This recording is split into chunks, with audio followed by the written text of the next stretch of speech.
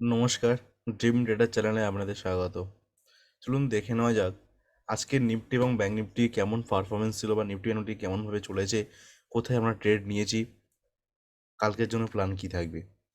First Nifty থেকে start করব। Nifty ছিল কি অ্যাসেন্ডিং সিপিআর, যেটা কালকে আমি ভিডিওতে বলে দিয়েছিলাম যে নিফটি অ্যাসেন্ডিং সিপিআর থাকবে এবং ব্যাঙ্ক নিফটি অ্যাসেন্ডিং সিপিআর থাকবে। অ্যাসেন্ডিং সিপিআর এর মিনস হলো বুলিশ মার্কেট। কখন মার্কেট ট্রেন্ড রিভার্স হবে? যখন অ্যাসেন্ডিং সিপিআইকে ব্রেক করে প্রাইস নিচের দিকে আসবে, তখনই মার্কেট কী হয়, ট্রেন্ড রিভার্সের সিগন্যাল দেয়। কিন্তু ফার্স্ট মর্নিংয়ে কী হয়েছে, সিপিআর এর মধ্যেই প্রাইস ওপেন হয়েছে। থার্ড ক্যান্ডেল যখন সিপিআইকে ব্রেকআউট করেছিল, থার্ড ক্যান্ডেল যখন সিপিআইকে ব্রেকআউট করেছিল, ঠিক তার আগের দিনের চার্টে কী ছিল, ব্রেকআউট লেভেল এবং কাছাকাছি ডেলি পিভট, যার জন্য রিস্ক রিওয়ার্ডটা ঠিক অন্য, রিস্কটা অনেক বেশি হয়েছে, রিওয়ার্ড অনেক কমে যাচ্ছে। কাছাকাছি 200 ইএমএ আছে, 200 ইএমএ বুলিশি আছে, যেহেতু 20 ইএমএ 200 ইএমএর ওপরেই আছে, মানে মার্কেট বুলিশি আছে। So ascending CPR market bullish, but কিন্তু মার্কেট মানে প্রাইস সিপিআর এর নিচে।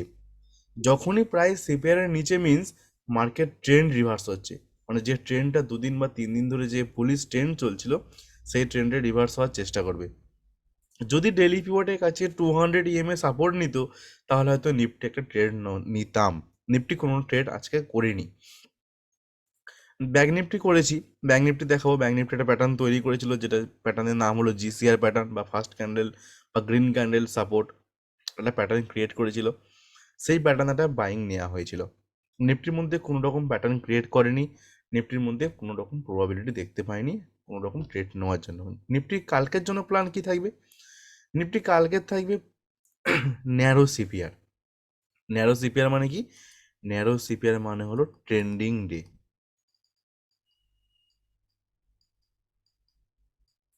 অথবা বলতে পারি ব্রেকআউট ডে। ব্রেকআউট হতে পারে কোনো একটা রেঞ্জে, মার্কেট ব্রেকআউট হতে পারে, সেটা প্রবাবিলিটি হতে পারে ওপরের দিকে অথবা মার্কেট ডাউন সাইডেও হতে পারে। বাট যদি মার্কেট ডাউন সাইডে ব্রেকআউট হয় 18,050 বা 18,000, আজকের যে লো 18,064 যদি লেভেল, 18,064 যদি লেভেল ব্রেক করে দেয়, নিচে থাকবে ভার্জিন সিপিআর, যেখানে মার্কেট আবার সাপোর্ট নিতে পারে। প্রিভিয়াস যেখানে মার্কেট রেজিস্ট্যান্স নিয়েছিল 18,029, সেখানে মার্কেট আবার সাপোর্ট নিতে পারে। কেন সাপোর্ট নিতে পারে? কারণ এই লেভেলটা এখনও টেস্ট হয়নি। 18,029.85 যে লেভেলটা আছে, রেজিস্ট্যান্স ক্রিয়েট করেছিল প্রিভিয়াস 17 জুন, 17 জানুয়ারি। কিন্তু মার্কেট এখনও পর্যন্ত ওই লেভেলটা টেস্ট হয়নি। হতে পারে মার্কেট কালকের ফ্ল্যাট ওপেন হয়ে ফার্স্ট টাইমে যদি নিচে আসে, তাহলে 18,029 মার্কেট সাপোর্ট নিতে পারে, কারণ ওখানে ভার্জিন সিপিআরও রয়েছে, তার জন্য মার্কেট এখানে স্ট্রং সাপোর্ট হিসেবে কাজ করতে পারে। কিন্তু যদি মার্কেট হিউজ গ্যাপ আপ হয়, মানে 18,155 যদি ওপরে যায়, তখনও 18,184 লেভেল মার্কেট আবার রেজিস্ট্যান্স ক্রিয়েট করতে পারে। যেহেতু কালকে ট্রেন্ডিং ডে হওয়ার চান্স, ন্যারো সিপিআর থাকবে, ট্রেন্ডিং ডে হতে পারে, কাল ফ্রাইডে আছে, বেশিরভাগ ফ্রাইডে মার্কেট কি হয়, ব্রেকআউট হয়, আপার লেভেল অথবা লোয়ার লেভেলে ব্রেকআউট হতে পারে।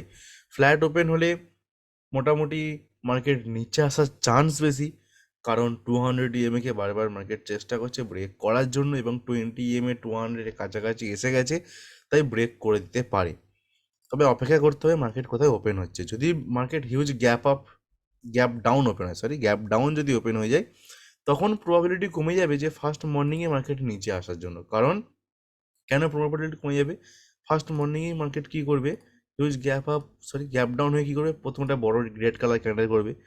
রেড কালার ক্যান্ডেলে কী করে মার্কেট সব সেলারদেরকে আগে ট্র্যাপ করে নেবে, নিয়ে ভার্জিন সিপিআর অথবা 18,029 যে রেজিস্ট্যান্স লেভেল ছিল, সেখান থেকে মার্কেট সাপোর্ট নিতে পারে, নিয়ে মার্কেট আবার রিভার্স করে 20 ইএমএ রেজিস্ট্যান্স নিতে পারে। যখনই মার্কেট 20 ইএমএ মানে স্লোপ ইন 20 ইএমএ রেজিস্ট্যান্স নেবে, তখন মার্কেটে আবার সেল হতে পারে, ডে লো পর্যন্ত মার্কেট আসতে পারে নিফটি। চলুন দেখে নিই ব্যাঙ্ক নিফটি কী আছে। ব্যাঙ্ক নিফটি যেটা বলছিলাম, জিসিআই প্যাটার্ন বা আমরা ফার্স্ট ক্যান্ডেল বা ফার্স্ট গ্রিন ক্যান্ডেল, ফার্স্ট এই যে ক্যান্ডেলটা মোটামুটি একটা বুলিশ ক্যান্ডেলই বলে ধরবো।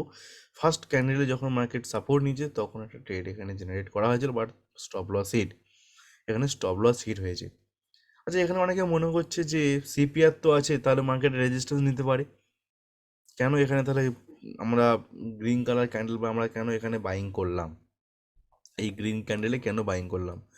কারণ সিপিআরকে যেহেতু market ascending CPR, market already bullish, কিন্তু ফার্স্ট মর্নিংয়ে মার্কেট চেষ্টা করেছিল ওপরে ব্রেক করার জন্য, 5 নম্বর ক্যান্ডেলটা ব্রেক করার চেষ্টা করেছিল, আলটিমেটলি সেই ব্রেকআউটটা সাকসেসফুল হতে পারেনি। সিপিআর ওপরের দিকেও ব্রেকআউট করেছে, নিচের দিকেও ব্রেকআউট করেছে।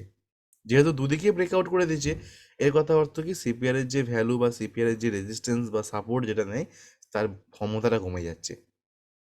সেই হিসাবে কী হয়েছিল, এই গ্রিন কালার ক্যান্ডেলটা বাইং জেনারেট করা হয়েছিল, যেখানে উইকলি পিভটও সাপোর্ট করেছে। প্রিভিয়াস ডে যে সাপোর্ট, প্রিভিয়াস ডে যে ব্রেকআউট লেভেল, সাপোর্ট নয়, যে ব্রেকআউট লেভেল ছিল, যেটা মার্কেট টেস্ট হয়নি, সেটা আজকে টেস্ট হয়েছে।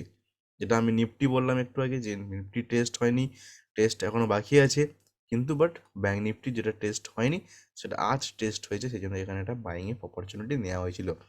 বাট এখানে কি হয়েছে, স্টপ লস হিট করেছে, কারণ নিফটি তখন রেজিস্ট্যান্স নিয়েছিল সিপিআরে।